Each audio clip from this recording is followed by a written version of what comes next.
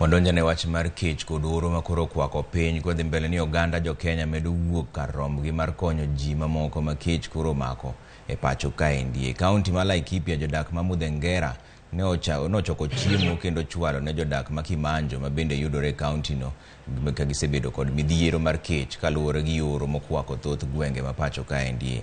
Gikwayo jo Kenya duto mondo riw lwetgi e konyo ji ma kech nego e pacho ka.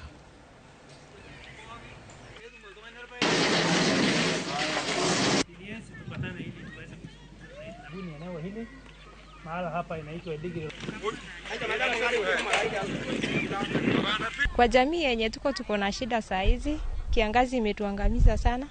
Mifugo zimekufa, hatuna chakula manyumbani. Alafu tuko na shida nyingi kwa sababu tulikuwa tunategemea tu mifugo.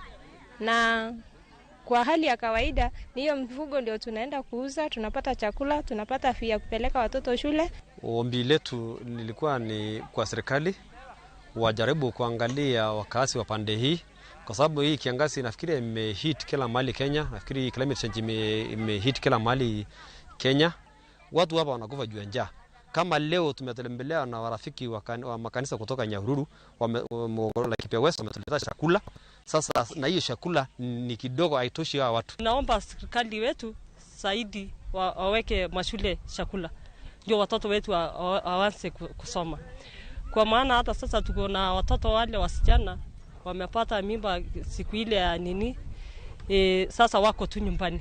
Jamii wote wameweza kufurahi kwa sababu ya chakula ambayo wana Laikipia wameshikana pamoja na kuweza kusaidia watu wa Laikipia.